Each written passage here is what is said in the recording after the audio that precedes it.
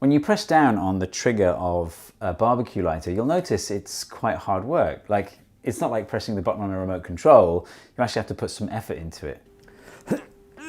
Hold on.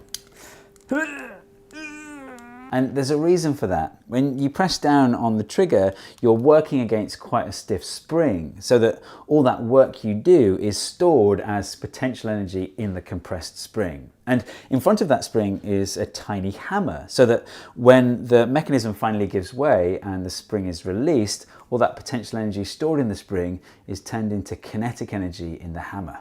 The hammer then strikes a special kind of crystal called a piezoelectric crystal. And when you hit one of these things, it generates a voltage across the crystal.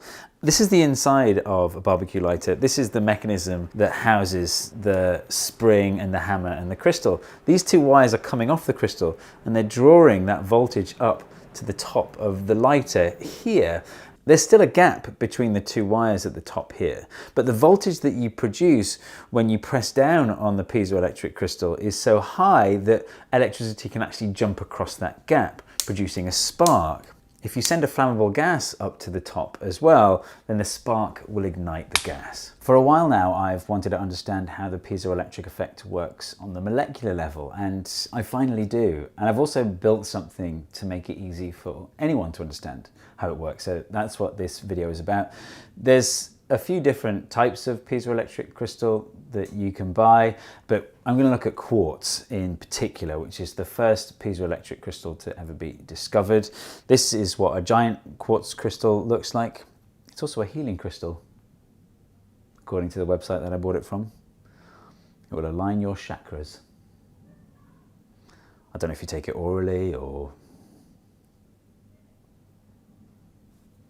If you were to take a slice of quartz away from this crystal and compress it, you'd be able to measure a voltage across the slice, but you'd have to slice it at just the right angle like this. I don't know if this is the right angle, but it'd be something like that, and it's got to be just right. And to see why you've got to get the angle just right, we need to look at the lattice structure of quartz. So quartz is made of silicon dioxide, so silicon and oxygen, and this is what it looks like. At first it looks like quite a complicated structure, but as you rotate the crystal, you find these symmetries like this one. And here's another. But there's one particular angle that I'm interested in, which is this one. Notice this hexagonal shape here. It's actually a spiral going into the screen, but for simplicity, we're going to think of it as a ring. So these three crunchy peanut butter lids represent silicon atoms, and these three smooth peanut butter lids represent oxygen. So when you compress a crystal of quartz, you're squishing these hexagons. But crucially, the bond between oxygen and silicon isn't quite even. Like, the oxygen is a bit more aggressive in the way it holds onto its electrons. So the oxygens are a little bit negatively charged and the silicons are a little bit positively charged. So think about where the average of all the positive charge is in this diagram.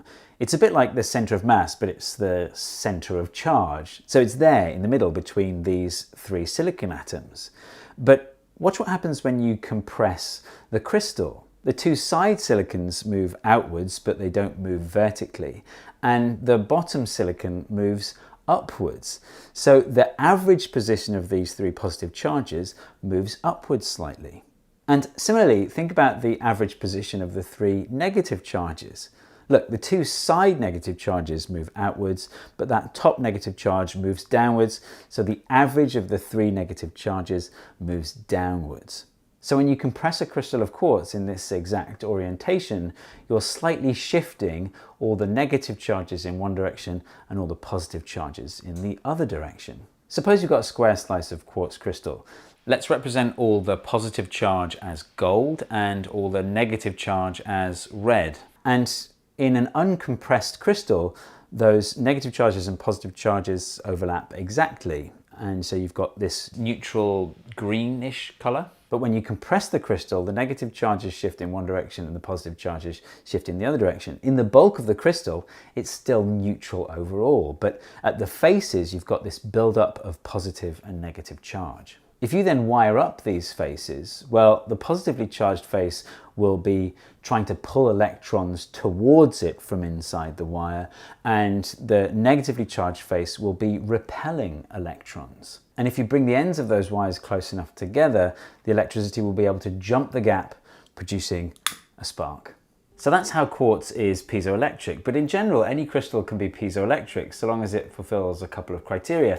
The first one is that the lattice needs to contain some polar bonds. That just means that some of the atoms end up with a slight positive charge and some of the atoms end up with a slight negative charge, like silicon and oxygen in quartz. That's why diamond isn't piezoelectric. You can squeeze a diamond as much as you like, but all the carbon atoms inside are neutral, so there's no charge for you to move around. The second criteria is more subtle. It's to do with symmetry. The crystal needs to have a certain type of symmetry, or more accurately, a lack of a certain type of symmetry. Take a look again at this hexagonal arrangement of atoms from the quartz crystal. Look at this silicon atom and then draw a line through the central point to the opposite side and see what's there. It's not another silicon atom, it's an oxygen atom. So there's something different on the opposite side when you go through the central point. That means it doesn't have point symmetry. To see why a lack of point symmetry is important, look at this arrangement of atoms that does have point symmetry. See how silicon atoms are opposite silicon atoms, oxygen atoms are opposite oxygen atoms. When you compress the crystal, you move the charges symmetrically, so the average position of those charges doesn't change, it stays in the middle. The piezoelectric effect has a lot of uses besides just a high voltage power source like in a barbecue lighter. It can also be used as a sensor. This is a piezoelectric disc. It's probably not quartz, it'll be something else.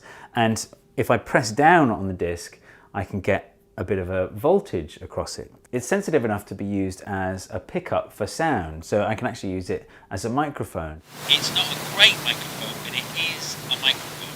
Interestingly, the piezoelectric effect is reversible. Actually, in a previous video, I mentioned how speakers can be used as microphones and microphones can be used as speakers. And it's true of this piezoelectric microphone. It can be used as a speaker. It's not a great speaker, but it is a speaker. When you apply a voltage across a piezoelectric crystal, it will deform. It's the opposite of the piezoelectric effect. My absolute favorite example of the use of the piezoelectric effect is in the quartz watch. Inside one of these watches, there's a tiny crystal of quartz that vibrates exactly 32,768 times per second. If you know your powers of 2, then that might sound familiar. But why? Well, this video is already getting too long, so my next video is going to be about the amazing mechanism inside a quartz watch. If you want to make sure you definitely see that video, then don't forget to subscribe. If you super want to make sure, then consider clicking the notification bell. This video was made possible by my patrons on Patreon and CuriosityStream, a subscription streaming service of over 2,000 documentaries and non-fiction titles, including some exclusive originals. You can get unlimited access to all of that for as little as $2.99 a month. And for you fine people, a 30-day free trial if you go to curiositystream.com/Steve Mould and use the promo code Steve Mould when you sign up. No spaces, all lowercase. Look, you're the sort of people who like to learn through video, and you know, sometimes you just want someone to curate the videos for you, to just say, look, these are the good ones. Right, watch these ones. And CuriosityStream is really good for that. It was founded by the person who founded the Discovery Channel, and it's just a great collection. Like if you want to learn about gravity, there's a few really good documentaries hosted by Jim Al-Khalili that I recommend. If you don't know about Jim Al-Khalili, he's really good. Like he's really good at explaining things. So I recommend those when you first sign up for your 30-day free trial. And you know, maybe do it today. Do it now. All right, that's it. Hope you enjoyed this video. If you did, don't forget to hit subscribe, and I'll see you next time.